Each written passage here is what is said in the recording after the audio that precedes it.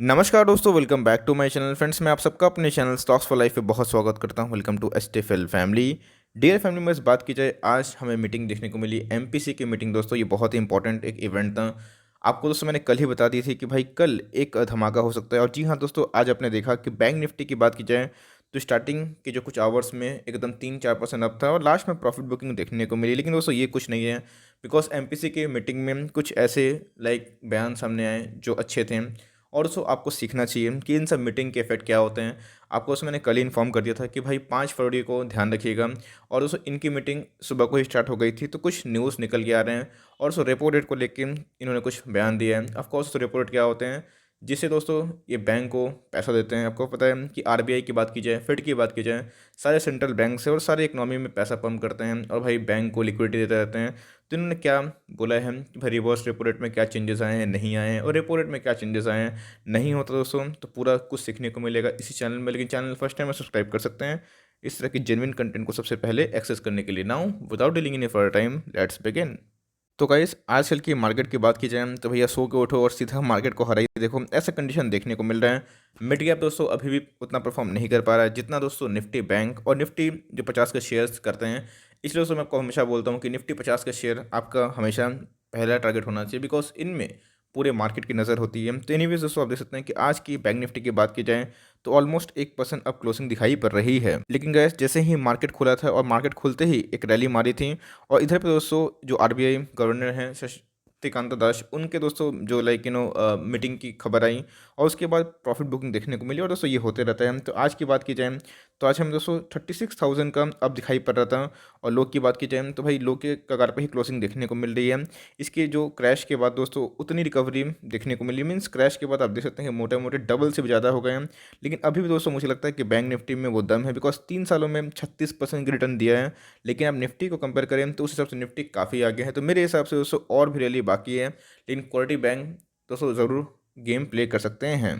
तो क्या है दोस्तों खबर, क्या इनकी मॉनेटरी पॉलिसी में क्या क्या चीज़ निकल गए हैं। तो देख सकते हैं कि growth coming back says RBI governor, 8 की हाईलाइट्स फ्रॉम आरबीआई एमपीसी। दोस्तों ये बहुत इंपॉर्टेंट है।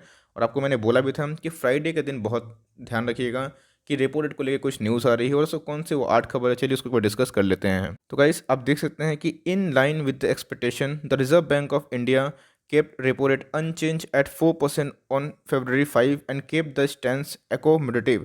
The reverse repo rate also kept unchanged at 3.35%. MSF and bank rate remain unchanged at 4.25%. दोस्तों रेपो रेट क्या होता है आपको पता है, हम कि जितने भी बड़े बैंक्स होते हैं वो सेंट्रल बैंक से पैसे लेते हैं। आपको पता है दोस्तों कि फेड की बात की जाए, इंटरेस्ट रेट जो बैंकों को पैसा दिया गया है इन बिजनेसेस को, तो 0 इंटरेस्ट रेट पे दिया गया है ड्यू टू द कोविड। लेकिन दोस्तों इधर पे देखे जाए तो 4% जो इंटरेस्ट रेट पे बैंकों के पास पैसे आ रहे हैं, तो बैंक भी बहुत कम ब्याज दर लेके सामने पब्लिक को फॉरवर्ड कर रहे हैं।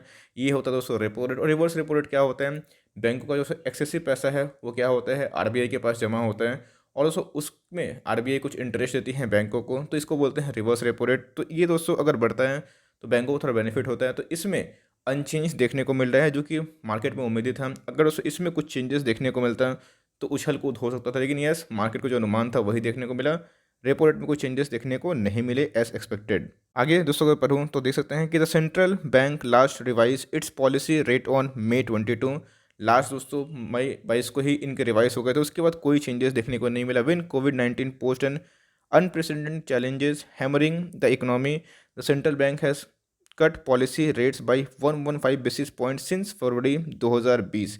तो आप देख सकते हैं फ्रेंड्स कि अभी इमरजेंसी की वजह से कोविड आया था, तो मुझे अच्छे से याद है कि बैंक निफ्टी भी बहुत गिर रहा था और बैंकिंग के शेयर्स उसको पूरा आधा से भी कम हो गए थे। उनके बाद मई में इनके बहुत सारे स्टिमुलस देखने को मिले। स्टिमुलस बोलने का मतलब दोस्तों कुछ रेपो रेट की कमी एंड ऑल, तो इनकी वजह से बैंक निफ्टी की जो इन्वायरमेंट है वो ठीक हुई। और आगे दोस्तों आपने देखा कि इधर पे इन्होंने ये भी कहा है, RBI governor said that the MPC voted anonymously to keep the policy rates unchanged. RBI governor also said the accommodative stance may continue as long as required, as the need of the hour is to continue supporting growth. तो friends आपने देखा कि budget में किस हिसाब से जो bad banks को लेके भी जो प्रस्ताव आया वो बैंकों के लिए बहुत ही फेवरेबल था, खासकर पीएसबी बैंकों के लिए। तो दोस्तों इधर पे आप देख रहे हैं कि सेंट्रल गवर्नमेंट की बात की जाए या फिर सेंट्रल जो हमारे गवर्नर हैं या फिर जो स्टेट बैंक की बात की जाए या फिर सेंट्रल बैंक्स हैं, वो क्लियर कट मार्केट में सपोर्ट करना चाहते हैं। और ये क्यों करेंगे, ये नहीं करेंगे दोस्तों तो आपको पता है कि मार्केट गिरने लगेगी। फेड की बात की जाए यूएस में तो भाई बहुत ही सपोर्टिव देखने को मिल रही है, तो इसीलिए कहीं ना कहीं मार्केट को इसकी ज़रूरत है, और जिसकी वजह से ये कहीं ना कहीं दोस्तों बहुत ज़्यादा मार्केट को लिक्विडिटी पंप करते रहेगा। तो गाइस की पॉइंट क्या है उसको मैं पढ़ लूँ। तो पॉजिटिव ग्रोथ आउटलुक तो भाई हमेशा कभी भी अच्छा खासा, आपको पता है हम कि ये क्लियर कट इंसान है, इन्होंने बहुत बार पब्लिक को वार्निंग भी दी थी कि मार्केट और इकोनॉमी सीधा उल्टा बिहेवियर कर रहे हैं। लेकिन दोस्तों यस, इकोनॉमिस्ट की बात और स्टॉक मार्केट पूरा का बिहेवियर चेंज होता है। आपने देखा कि निफ्टी 15,000 के लगभग भी आ चुका है। यही होता है फ्रेंड्स कि क्वालिटी स्टॉक पे बैटिंग करने से लॉन्ग टर्म में अच्छा खासा रन बनता है। एनीवेज आप देख सकते हैं कि इन्होंने पॉजिटिव आउटलुक बताया है, और 2021 has begun with strong positive growth on the back of the vaccination. Signs of recovery have strengthened further since the last MPC meet said governor. तो जो लास्ट एमपीसी की मीट थी दोस्तों, अभी की जो एमपीसी की मीट थी, इन दोनों में ज़मीन आसमान का फ़र्क है। इसमें वैक्सीन भी अच्छी खासी डेवलप हो चुकी है, और उस ग्रोथ का प्रोसेस भी मेरे हिसाब से और उनके हिसाब से भी अच्छा खासा रिकवर होना शुरू हो चुका है। आगे दोस्तों उन्होंने ये भी कहा, RBI pointed out the consumer confidence is reviving and business expectation of the manufacturing sector are beat. FDI and FPI have surged in recent months, reimposing faith in recovery and in the economy and the non-food bank credit commercial paper sales are picking up. दोस्तों को पता है कि इधर पे मैं आपको एक चीज़ सिखाना चाहता हूँ।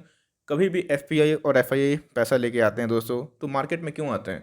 वो दोस्तों उनके पास पैसे होते हैं, वो दोस्तों बहुत बड़े रिसर्च टीम होते हैं, वो इसलिए मार्केट में पैसा कम करते हैं बिकॉज उनको फेथ रहता है कि मार्केट में रिकवरी होगी। कोई दोस्तों पैसा लॉस करना चाहता नहीं है, सब चाहता है कि प्रॉफिट कमाए। प्रॉफिट कब होगी दोस्तों? जब वो पैसा पंप करें और मार्केट में रिकवरी आना शुरू हो जाए, तो इससे एक फेथ आता है। और दोस्तों कमर्शियल पेपर क्या होता है, आपने देखा था रिसेंटली ट्राइडेंट में बहुत ज़्यादा न्यूज़ थी, 15-20% भाग चुका था, इन 50% 3-4 दिनों में ट्राइडेंट वाला शेयर। क्यों? तो उन्होंने कमर्शियल पेपर लॉन्च करी थी। कमर्शियल पेपर इन सब में दोस्तों क्या होता है कि फंडिंग उठाई जाती है, और जिस फंडिंग से बिजनेस चलाना आसान होता है, शॉर्ट टर्म गोल मीट करना, तो इन सब का दोस्तों बहुत सेल्स बढ़ा है, एकदम डिमांड अप हो चुका है, जो दोस्तों बतलाता है कि मार्केट में फिर से डिमांड रिकवरी स्टार्ट हो चुकी है। उसके बाद दोस्तों आप देख सकते हैं कि TLR TRO available to NBFCs। ये क्या होता है? Targeted long term repo operation. इसमें आप देखिएगा दोस्तों, तो RBI governor Shaktikanta Das said fund from bank via TLR TO scheme now available to NBFCs। तो NBFCs को राहत देने के लिए दोस्तों इन्होंने जो TLR TO का प्रबंध भी कर दिया है, जो कि NBFCs के लिए अच्छा खासा इफेक्ट कर सकता है। CRR भी दोस्तों नॉर्मलाइजेशन की तरफ देखने को मिल रहा है, जो इनके अकॉर्डिंग दोस्तों काफ़ी डिस्पेक्टिव मैनर 3.5 देखने को मिल रहे हैं। और मार्च की बात की जाए तो उधर से 27 से 24% हो चुके हैं। तो CRR normalization will open up space for a variety of market operation of the RBI to inject additional liquidity.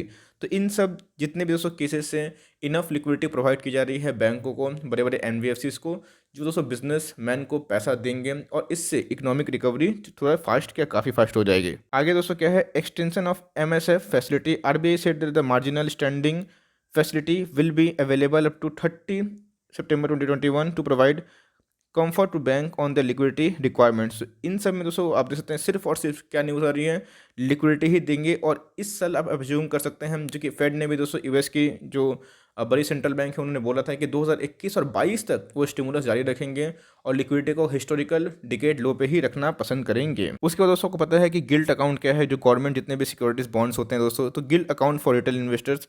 तो RBI propose to provide retail investors with online access to government securities market both primary and secondary directly through Reserve Bank of India Retail Direct. This will broaden the investor base and provide retail investor with enhanced access to participate in the government securities in the market. तो friends ये सब news की वजह से आपको पता है कि गिल्ड फंड बहुत ही फेमस है, लेकिन बहुत जन लोग इनके बारे में जानते नहीं हैं।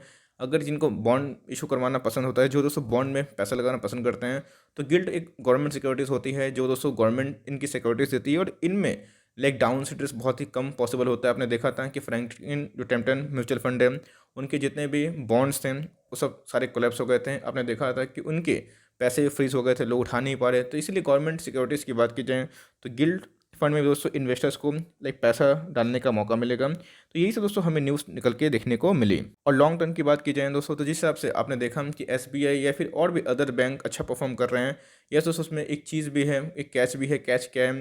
तो कुछ कुछ लोन के ऊपर जो लोन का मोरेटोरियम वाला जो फेस था दोस्तों, तो उसमें कुछ एनपीएस अभी डिक्लेयर देखने को नहीं मिले हैं। तो लेट्स सी कि आने वाले टाइम में क्या देखने को मिलता है। बट मेरे हिसाब से जो परफॉर्मेंस ये पे कर रहे हैं दोस्तों, बात की जाए बैंक निफ्टी की, तो अभी भी दम दिखाई पड़ता है और एक क्रूशियल लेवल पे बैंक निफ्टी खड़ा है। अगर 35,000 के ऊपर सस्टेन करता है तो मे भी दोस्तों 38,000 के लगभग जाएगा, बिकॉज पूरा कंडीशन अभी बैंक निफ्टी के एकदम फॉर पे है, जो पहले कुछ समय पहले अगेंस्ट में था। तो ये दोस्तों एक छोटी सी अपडेट थी जहाँ पे हम लोग अनुमानित जो थे कि रिवर्स रेपो रेट और रेपो रेट में कोई भी उतार चढ़ाव देखने को नहीं मिलेगा, वही देखने को मिला दोस्तों। और इसी से मार्केट ने अच्छा रिएक्ट किया और मार्केट को इसका अंदाज़ा पहले ही था, ये कोई बड़ी बात नहीं है। और अगर प्रॉफिट बुकिंग होती है अप लेवल से दोस्तों, ये हेल्दी करेक्शन देखने को मिलता है। So for timing that's the end of the video कि भाई एमपीसी मीट में क्या हुआ। आई होप दोस्तों वीडियो आपके लिए हेल्पफुल है। अच्छी लगी तो एक लाइक कर दिएगा और चैनल फंक्शन याद से सब्सक्राइब करना भी ना भूले। फर्दर कोई डाउट है उसको ड्रॉप कर सकते हैं, कोई स्टॉक का रिव्यू चाहिए उसका नाम भी ड्रॉप करेगा। I would love to make a video on your demand. Guys मिलते हैं जल्दी ही, तब तक के लिए bye. Thanks for watching friends, God bless you all.